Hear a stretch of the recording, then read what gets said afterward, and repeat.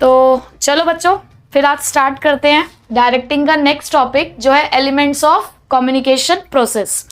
हमने last class में communication start कर लिया था, ठीक है, जिसमें हमने फॉर्मल और इनफॉर्मल दो तरीके के कम्युनिकेशन भी पढ़ लिए थे। यहाँ पे जो हम इस एलिमेंट्स की बात कर रहे हैं, जो हम यहाँ पर कम्युनिकेशन प्रोसेस की बात कर रहे हैं, ये जो हमने फॉर्मल और इनफॉर्मल कम्युनिकेशन पढ़े, तो अब कम्युनिकेशन करने का प्रोसेस क्या है, किस तरीके से होती है ये कम्युनिकेशन। कभी हमने सोचा है कि हम जो ये बातचीत कर रहे हैं आज आपके और मेरे बीच में, जब ये बातचीत हो रही है, आमने सामने वाले भी हो रही है और ये यूट्यूब के थ्रू भी जो बातचीत हो रही है, ये कहीं ना कहीं एक प्रोसेस का पार्ट है।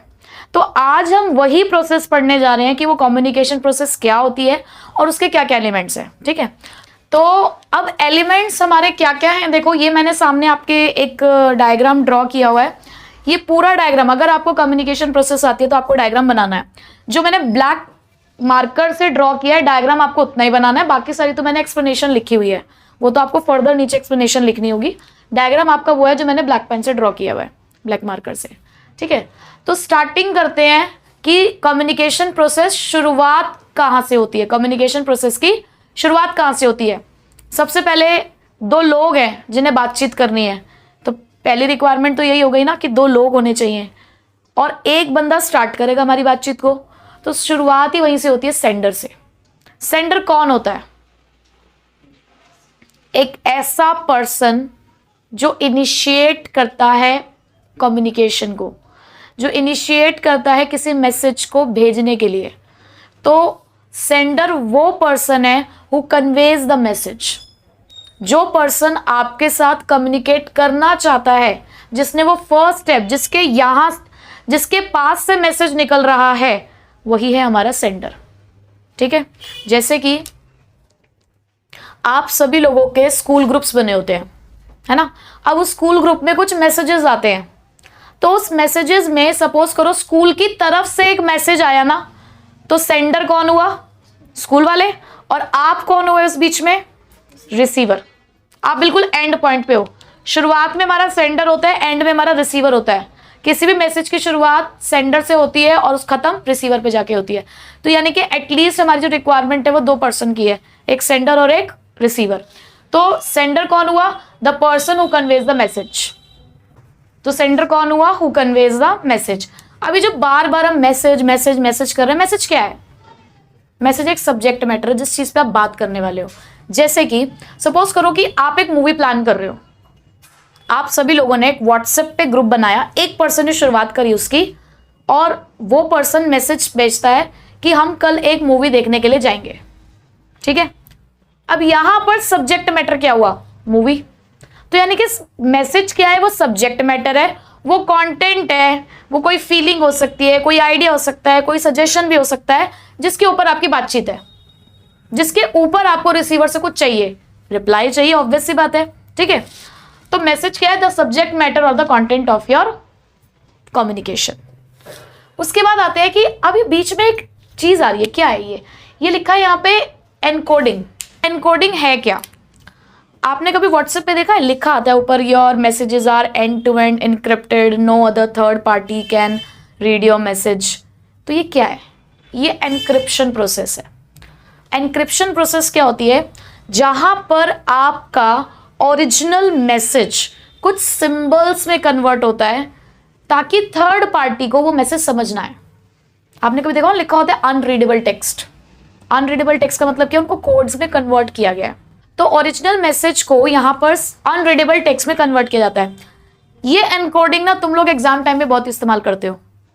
जब एमसीक्यू पूछने होते हैं तुम लोग पहले से सेट कर लेते हो कि ऐसे किया तो फर्स्ट का आंसर, सेकंड का आंसर। आप लोग इशारेबाजी करते हो ना क्लास में बैठ के। हाँ, जो चीटिंग करने वाले वो तो जरूर करते हैं। ऐसे ऐसे बैठेंगे, ऐसे हाथ रखेंगे और ऐसे पूछना शुरू करेंगे फर्स्ट, फिर कोई ऐसे करेगा सेकंड, फिर कोई ऐसे करेगा थर्ड, फिर कोई ऐसे करेगा फोर्थ। तो इस तरीके से ये आपके क्या है? कोड्स हैं। आप टीचर की आंखों में धूल झोंकने की कोशिश कर रहे हो कि उसको वो लैंग्वेज समझना है। कुछ कुछ को समझ आ जाती है, कुछ कुछ को नहीं समझ में आती है। तो ये एनकोडिंग है। एनकोडिंग का मतलब क्या? आपने अपने मैसेज को कन्वर्ट कर दिया है किस में? कुछ ऐसे कोड्स में, ऐसे सिंबल्स में जो थर्ड पार्टी को समझ में ना आए, ठीक है। तो हर मैसेज पहले एनकोड होता है। तो एनकोडिंग का मतलब क्या हुआ? Converting the message into some symbols. अब उसके बाद क्या हुआ यही एनकोडिंग होके मैसेज मीडिया के पास पहुंचता है। अब ये मीडिया क्या है? मीडिया वो जरिया है जिसके थ्रू आप अपने मैसेज को पहुंचा रहे हो दूसरे तक। जैसे कि मैं आपके सामने हूं, हमारा मीडिया है फेस टू फेस। मैं ये प्रोसेस पढ़ा रही हूं, यूट्यूब पे बच्चे पढ़ रहे हैं, तो हमारा मीडिया है यूट्यूब इंटरनेट कनेक्शन। ठीक है, तो मीडिया वो चैनल है, वो पाथ है हमारे लिए, वो मीडियम है जिसके थ्रू हम अपना मैसेज दूसरे तक पहुंचा रहे हैं। ये जो कंटेंट था हमारा, उस कंटेंट को सामने वाले तक पहुंचाने के लिए हमने जिस जरिए का, जिस मीडियम का, जिस पाथ का, जिस चैनल का हमने इस्तेमाल किया, वो हमारे लिए मीडिया है। ठीक है, उसके बाद अच्छा मीडिया क्या, मेरे को और कोई एग्जांपल्स भी दे सकते हो? मैंने बोला एक तो face to face internet connection हो गया, यूट्यूब हो गया हमारा, और सोशल मीडिया, या फिर हम कहें टेलीविजन, न्यूज़पेपर, रेडियो, मैगजीन्स, ये सब तरीके हैं जिससे आप अपना मैसेज सामने वाले तक पहुंचा रहे हो। ठीक है, उसके बाद मीडिया में आने के बाद और रिसीवर पे पहुंचने से पहले हमारा मैसेज अब डिकोड होता है। अब डिकोड का मतलब क्या है कि वो जो हमने अनरीडेबल टेक्स्ट में मैसेज कन्वर्ट किया था, उसे किस में कन्वर्ट करेंगे अब हम? ओरिजिनल मैसेज में, जो आप वहां तक पहुंचाना चाह रहे थे ना। तो अब आपका फिर से वो जो अनरीडेबल टेक्स्ट था वो ओरिजिनल मैसेज में कन्वर्ट हो गया, क्योंकि वो रिसीवर तक पहुंचने वाला है। तो मीडिया में पहुंचने के बाद और रिसीवर से पहुंचने से पहले आपका मैसेज होता है डिकोड। डिकोड का मतलब होता है translating your encoded message into the effective language, यानी कि ऐसी लैंग्वेज जिसमें सामने वाले को वो मैसेज समझ में आएगा।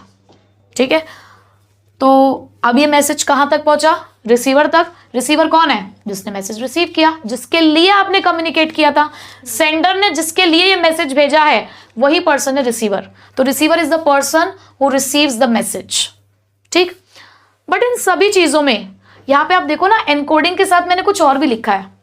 क्या? कुछ नॉइज है। ये मैं भी आज यहाँ पे आपको पढ़ा रही हूं तो बीच बीच में रुक रही हूं ना, कुछ नॉइज है जो मुझे आप तक अपनी बात पहुंचाने के लिए रोक रहा है। बार बार जब हम पढ़ रहे हैं तो बीच में रुकना पड़ रहा है। क्यों? क्योंकि बाहर का कुछ शोर है जो मुझे अपनी बात आप तक पहुंचाने से रोक रहा है। देखो जैसे कि अभी 2 मिनट में आपको पता चल जाएगा। देखा आपने? देखा ना नॉइज? हाँ, तो ये नॉइज होता है। नॉइज का मतलब क्या होता है? वो रुकावटें जो हमारे मैसेज को खराब करती हैं। ये मैसेज और अच्छा हो सकता है, क्योंकि क्या होता है ना कि जब हम कोई कम्युनिकेशन कर रहे होते हैं, बीच में नॉइज आता है ना, तो फ्लो खराब हो जाता है कम्युनिकेशन का। तो कम्युनिकेशन को हार्म करता है नॉइज। अब क्या हो सकते हैं नॉइज? जैसे कि एम्बिगुअस सिंबल्स। कई बार अब जैसे ये चीज़ ना, आजकल मैं व्हाट्सएप का एग्जांपल में ज़्यादातर इसलिए देती हूँ क्योंकि आजकल सब बच्चे इस्तेमाल करते हैं। This is also a kind of noise जो मेरे कम्युनिकेशन को हार्म कर रहा है। जैसे कि हम लोग व्हाट्सएप इस्तेमाल करते हैं, सोशल मीडिया इस्तेमाल करते हैं, तो उसमें ना बहुत सारे हम स्टिकर्स, इमोटिकॉन्स यूज़ करते हैं। इमोजीज, जिसे आप इमोजीज बोलते हैं। तो वो जब इमोजीज आप यूज़ कर रहे होते हो तो कई बार हम लोग कोई एक ऐसा इमोजी इस्तेमाल कर देते हैं जिसका हम लोग मैसेज कुछ और परसीव कर रहे होते हैं, सामने वाला कुछ और। फॉर एग्जाम्पल मैं आपको बताती हूँ। एक इमोटिकॉन है, ऐसा आता है हाथ जोड़ता हुआ, है ना। एक हाथ जोड़ता हुआ इमोटिकॉन है, वो क्या शो करता है? मतलब मैं उसको ये समझती हूँ कि वो हाथ जोड़ने वाला इमोटिकॉन है, और मुझे किसी ने ये बताया कि ये इमोजी हाई-फाई की है। अब मैं आज तक कंफ्यूजन में हूँ कि ये किस चीज़ का इमोजी है। सच में ये हाथ जोड़ने का इमोजी है या हाई-फाई का इमोजी है? किस चीज़ का है? आप लोग बताओ। आप हाई-फाई का है? तो मुझे आज तक ये नहीं पता था। मुझे तो अभी भी मैं हाथ जोड़ने के लिए इस इमोजी को इस्तेमाल करती हूँ। तो एम्बिगियस हो गया ना। कोई कह रही है हाई-फाई के लिए, कोई कह रही है हाथ जोड़ने के लिए, तो दोनों ने सेम सिंबल का अलग अलग मैसेज परसीव किया। ठीक है, तो ये भी एक तरीके का नॉइज है। उसके बाद दूसरा है पुअर टेलीफोनिक कनेक्शन। कई बार क्या होता है, आजकल तो लैंडलाइन का खैर जमाना ही चला गया है। लैंडलाइन जब हम यूज़ करते थे ना, तो कई बार ना पीछे से बहुत शोर आता था। ऐसा शोर होता था जैसे बहुत तेज़ हवा चल रही हो, ज़र ज़र ज़र करके ऐसे हवा सी आती थी। मतलब फ़ोन में ऐसी आवाज़ आती थी कि जैसे पीछे पता नहीं कितनी तेज़ हवा चल रही हो किसी की। तो कई बार वो मैसेज समझ ही नहीं आता था। कई बार हम मोबाइल फ़ोन पर बात करते हो, कहते हैं ना आपकी आवाज़ नहीं आ रही, आपकी वॉइस ब्रेक हो रही है। तो ये क्या है? आपका टेलीफोनिक कनेक्शन सही नहीं है, आपका इंटरनेट कनेक्शन सही नहीं है। ठीक है, उसके बाद इनअटेंटिव रिसीवर। इनअटेंटिव रिसीवर क्या होता है? मेरे को ना फ़ोन पे ज़्यादा बात करना पसंद नहीं है, मतलब मैं बहुत देर तक फ़ोन पे बात नहीं कर सकती। तो अगर कभी कोई मेरे से बहुत ज़्यादा देर तक फ़ोन पे बात करता है तो मैं ऐसे फ़ोन कर देती हूँ, और जो बात कर रहा है हाँ हाँ, मुझे नहीं पता तो वो क्या बोल रहा है, बस हाँ हाँ हाँ हाँ हाँ। इनअटेंटिव रिसीवर यानी कि वो जो मैसेज मेरे तक पहुंचाना चाह रहे हैं, मैं उसको सुन ही नहीं रही हूँ ना, तो मैं इनअटेंटिव हूँ, तो क्या कम्युनिकेशन प्रोसेस कंप्लीट हो पाएगी? नहीं, क्योंकि सामने वाले ने सुनी नहीं आपकी बात। तो इनअटेंटिव रिसीवर भी हो सकता है।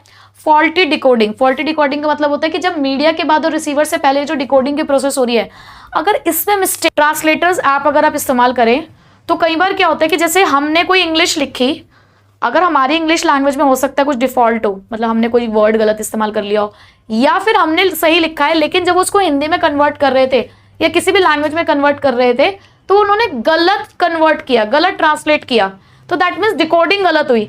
अगर डिकोडिंग गलत होती है तो भी तो रिसीवर तक गलत मैसेज जा रहा है ना। ये भी एक तरीके का नॉइज है। तो देखो ना, यहीं पे है ना हमारे पास ये नॉइज पूरे कम्युनिकेशन प्रोसेस में प्रेजेंट है, ये कहीं भी हो सकता है। ठीक है, अब बहुत इंपॉर्टेंट चीज जो हमारे कम्युनिकेशन प्रोसेस के एलिमेंट की, दिस इज फीडबैक। कोई भी कम्युनिकेशन प्रोसेस फीडबैक के बिना अधूरा है। अब फीडबैक है क्या? एक्स नाम का लड़का था, वाई नाम की लड़की थी। एक्स वाई के पीछे बहुत बुरी तरीके से पड़ा हुआ था और कहीं ना कहीं से उसने उसका नंबर निकाल लिया। अब एक्स ने एक दिन व्हाट्सएप पे वाई को मैसेज भेजा, hello how are you dear. ठीक है, वाई के पास मैसेज आया। अब एक्स ना बड़े उतावलेपन से कि यार कुछ तो रिप्लाई आए, कुछ तो रिप्लाई आए। तो वाई ने क्या किया, उस मैसेज को पहले दिन तो पढ़कर छोड़ दिया। ब्लूटिक आ गया, उसने पढ़कर छोड़ दिया, कुछ रिस्पॉन्स नहीं आया, रीड करके छोड़ दिया। अब एक्स बहुत ही कंफ्यूजन में है कि यार इसने ब्लूटिक तो आ गया है, अब इसने मैसेज पढ़ा है, किसी और ने पढ़ा है या जल्दबाजी में पढ़ा है, क्या हुआ है, कुछ पता नहीं चला उसको। अगेन एक्स ने एक मैसेज किया, कैन वी मीट टुडे, क्या हम आज मिल सकते हैं? तो अब वाई ने क्या किया, तुरंत मैसेज रीड करा, उस पर 3 डॉट्स पे क्लिक किया, ब्लॉक पे क्लिक किया और सामने वाले को डीपी दिखना बंद और अब मैसेज जाना भी बंद हो गया है। तो सामने वाले को क्या समझ में आया? She is not interested in you, वो आपके अंदर बिल्कुल भी इंटरेस्टेड नहीं है। मिल गया फीडबैक? मिला या नहीं? जब उसने पहले मैसेज किया, ब्लूटिक तो आया लेकिन कोई रिप्लाई नहीं आया, तो उसको समझ नहीं आया कि हुआ क्या, सामने वाले ने पढ़ा नहीं पढ़ा, शी इज इंटरेस्टेड और नॉट, ये समझ नहीं आया उसे, कि हो सकता है जल्दी में पढ़ लिया हो, भूल गई हो, किसी और ने फोन देख लिया हो। बट जब वो ब्लॉक वाला मैसेज गया उसके पास, जब उसे दिखा कि ब्लॉक ही हो गए हो आप, तो उसे फीडबैक मिल गया। तो फीडबैक बहुत जरूरी है किसी भी कम्युनिकेशन प्रोसेस को कंप्लीट करने के लिए। तो जब भी हम मैसेज को सेंड करते हैं तो हमें ऐसे तरीके से मैसेज सेंड करना चाहिए कि सामने से फीडबैक आए, क्योंकि फीडबैक ये रिप्रेजेंट करता है that your receiver has received और अंडरस्टूड द मैसेज, कि आप जो कहना चाह रहे थे वो सामने वाले ने, पहली बात तो जो आपने मैसेज भेजा वो उसको मिल चुका है और सामने वाला आपके मैसेज को समझ चुका है। जैसे कि मैं अपने YouTube फैमिली से यही कहती हूँ कि जब भी मैं पढ़ा रही हूँ या कुछ भी कर रही हूँ, तो जो भी आपके व्यू पॉइंट्स हैं, ओपिनियंस हैं, जो कुछ भी है, तो वो कमेंट सेक्शन में आने चाहिए। क्यों? क्योंकि कमेंट सेक्शंस में वो सब चीज़ें आने का मतलब क्या है कि मुझे ये पता चल रहा है कि आप तक मेरा मैसेज जा रहा है। आप, हाँ, पॉजिटिव वे में ही कह रही हूँ, आप मेरी बात को समझ पा रहे हो, तो उससे मुझे ही पता चलता है कि बच्चा क्या चाहता है। अब जब बच्चे बताते हैं कि यस मैम बहुत अच्छा लेक्चर था, या आप ये पढ़ाओ, तो मुझे पता चलता है कि बच्चा देख रहा है, वो समझ रहा है, उसको समझ आ रहा है। लेकिन जब कुछ रिस्पॉन्स नहीं मिलता, कई बार कुछ वीडियोस ऐसी होती हैं जिन पे कोई कमेंट ही नहीं होता, व्यूज़ तो होते हैं लेकिन कमेंट नहीं होता, तो उससे मुझे समझ में नहीं आता कि बच्चे ने सच में देखा है, नहीं देखा, उसे समझ आया नहीं आया, कि व्यूज़ तो है लेकिन कॉमेंट्स नहीं है। तो कमेंट्स एक तरीके का फीडबैक है मेरे लिए, जो मुझे ये बताता है कि बच्चों को समझ आ रहा है, उन तक मेरा मैसेज जा रहा है। तो कमेंट्स आने चाहिए, नहीं आने चाहिए? बिल्कुल आने चाहिए, है ना। तो फीडबैक बहुत ज़रूरी है। तो this is the complete process of our communication and these are the elements of communication process.